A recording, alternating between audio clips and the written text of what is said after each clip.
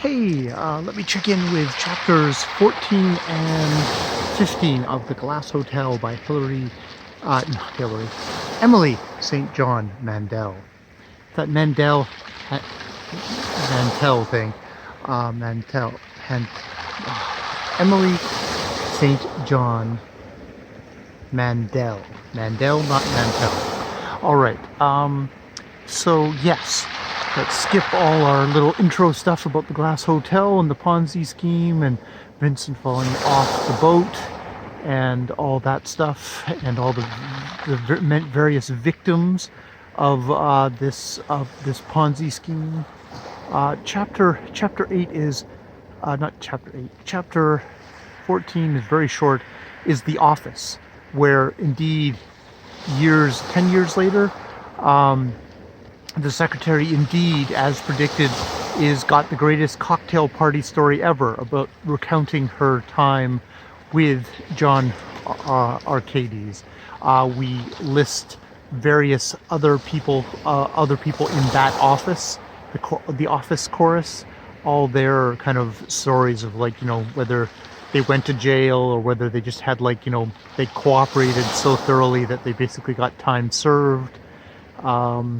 All that stuff.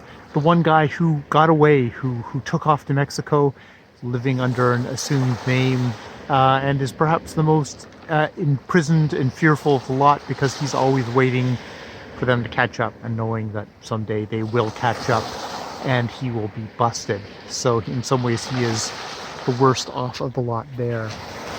The next chapter, 15, is the hotel, where indeed we go back to Walter, who, he gets the shock that Arcades is Ponzi scheme, and surprise, surprise, Arcades, being that kind of a psychopath, sociopath, also took all his savings, encouraged, said, I felt like he was doing me a favor by letting me invest with him, and lost all his savings.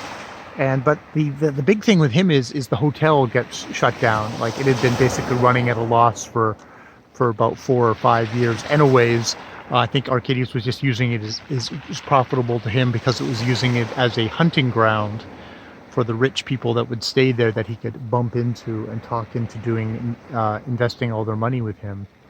But he manages to get himself as the caretaker, and indeed spending like a decade being the caretaker of this hotel, and enjoying just completely being cut off from the rest of the world, being totally isolated, that he didn't want to lose that. And indeed, he says it feels like the hotel is still kind of occupied in a way. It's still got all these people walking around in it, which is somewhat chilling. And the other person at the hotel is Paul. And we get a little flashback of Paul, that he was approached by a woman who was staying at the hotel, who said, I've got something I want you to do for me. I've got a business proposition. After questioning about the hotel, and that basically, no, I don't want to stay here. I would like to be a composer. And she's slightly drunk, and she has a proposal for him, and he's the one who says, like, well, you want to get back at someone. I knew a girl who used acid etch marker on glass one time to leave a message, and so, like, that would be perfect. And it's the woman who was the whistleblower, the one who was the whistleblower that no one would listen to. And it's that phrase, why don't you eat broken glass? And so he writes it thinking that Leon is the guy who is going to is Jonathan Arcades. He's not.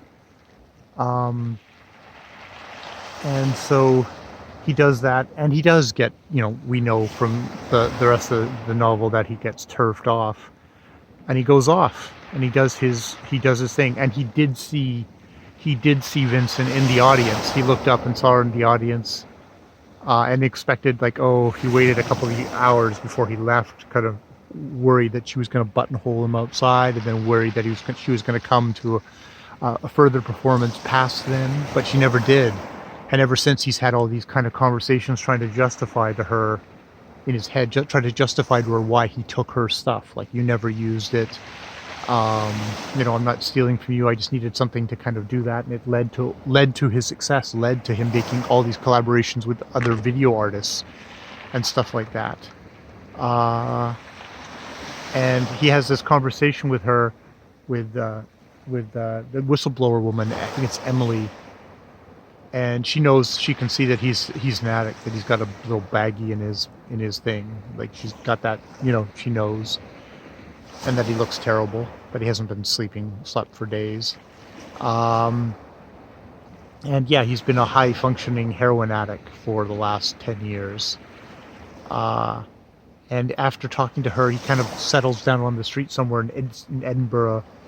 And he looks across the street and he sees a woman in like a chef apron with her hair tied back, an older, like a woman in her middle-aged.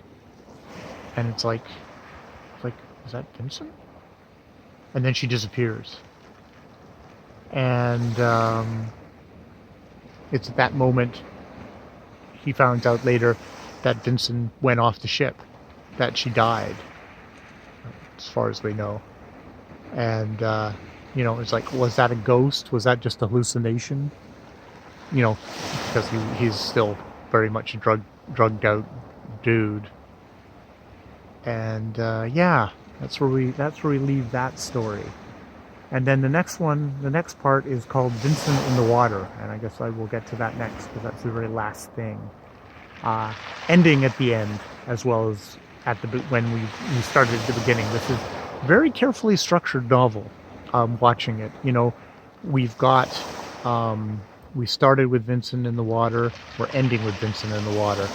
Then we had the kind of a section with Paul. We now are having this other section with Paul. It's like very much mirroring each other as we're going along.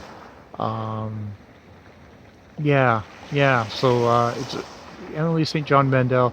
It's not only a really great, you know, sentence by sentence thing, but she's got a really nice structure in her novel here, which I'm quite enjoying, as well as the writing and just sort of idea of, it's no longer like the American dream as it's the American Ponzi scheme. Is the emblem of this age versus the bauble, the reaching toward, ever beating against the waves, reaching towards the light of the Great Gatsby. It's a glass hotel in the middle of nowhere that's empty. It's got nobody in it, and is worthless. Nobody wants to buy it. You know, it's I can sell you some swampland in a way. All right, so more videos later.